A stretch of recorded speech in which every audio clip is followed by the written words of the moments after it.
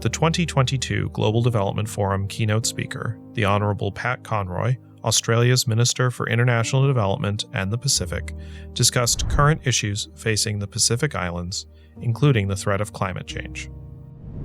For the Pacific, climate change is not an abstract issue or a problem for the future.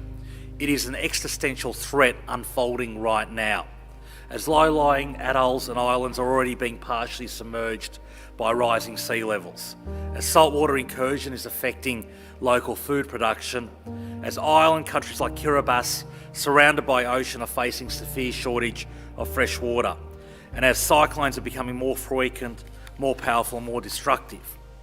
The minister also discussed the future of development for the region and potential areas for collaboration between the United States, Australia, and the Pacific. Australia looks forward with the view that our Pacific family has the agency to shape our region. Our best bet is to do so collectively with countries that share our values and aspirations. Together we can realise a vision of a region that is peaceful, prosperous and resilient, and where sovereignty and priorities of Pacific Island countries are respected. The plenary panel discussed how the reconstruction of a free and independent Ukraine will require immense collaborative support from donor governments, various multilaterals, and strong involvement from the private sector. And it's also important to have a common view with Ukraine on what are the priorities in terms of financing, but also what are the priorities in terms of reform, transformation of the country, how to start with that, and so forth. So these two elements need to go hand in hand, both in terms of issues and in terms of structure. A lot of countries different around the world look at us as like semi-dependent on Russia. Now we have vigor, we have energy to show that we are able to be independent countries, and that's why next time we can show that we can build a strong country which can attract investment. We can show that we can provide good governance and to protect investment, because it's so important. This is not easily done. This is a substantial challenge. It does require both the all of government effort and obviously partnerships with the private sector, and coming back to the same point, it is not, you have to have the funding to be able to do this. Don't wait for the end of the war. Folks need the capital now. Be as quick as possible. When Minister Marchenko says, I need to know what my budget is for next year, he needs to know. During the morning breakout session, panelists discussed how the United States and international development community can prevent and mitigate future energy disruptions and use the present energy crisis as an opportunity to transition to more renewable energy sources.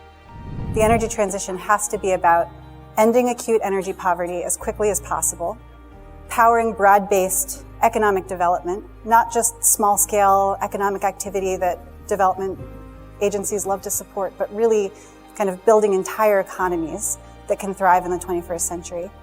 The panelists also highlighted the need for energy transitions to align with development goals and expand access to electricity. We have to treat people the same way we see ourselves. And as I noted from the beginning, addressing the poverty question as a part and parcel of the energy transition question is the only just path if we're going to do some sort of transition. The second morning panel of GDF featured a discussion of how international financial institutions can address increased debt levels in developing countries, prevent future debt crises, and provide a better response to China's debt diplomacy.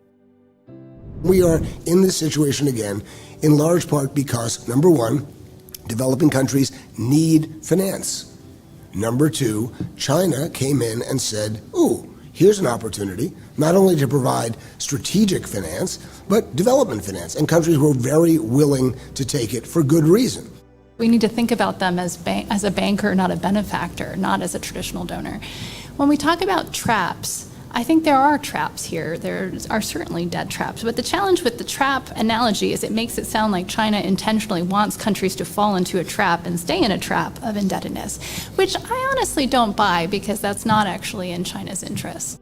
During the afternoon breakout sessions, panelists discussed the impacts of the Russia-Ukraine war on global, regional, and country-level food security. They explored how the global community can mitigate this insecurity and how to ensure more resilient agri-food systems in the future. At high points, Ukraine is shipping out 6 million tons, 7 million tons of grain a month. And, you know, in the early months of the war, it was more like 1 million tons, 1.5 million. So if you're not shipping it, that means you're storing it. And unfortunately, you have a wheat crop that came in the summer that had to find storage. You also have all the spring planted crops that have had to find storage. And so their storage capacity has been really taxed. And across Africa, we're worried about 2023 because we're already seeing the lag effects of increasing fertilizer prices. We've also seen challenges around the whole concept of food inflation, which for me is less about the Russia-Ukraine war and more about traders, speculators, and what we've seen is a lot of price gouging. At the final panel of GDF, panelists discussed priorities for increased U.S. engagement in the Pacific Islands. The panel looked at how the United States can best partner with key donors such as Australia, New Zealand, and Japan, and how to engage Pacific Island governments to maximize the impact of sustainable development initiatives. To be very frank, I think the perception is often that in the Pacific that they kind of get it's climate change, and then move on. Their issue is not just adaptation, their issue is mitigation. It's the reduction of the concentration of greenhouse gases in the atmosphere. And right now, today, you would have to say that the world has failed miserably at that challenge. We understand the challenges, but when we have better presence and better communication, I think we are able to come up with a lot more when it comes to cooperation and assistance in initiatives, especially when they benefit both parties.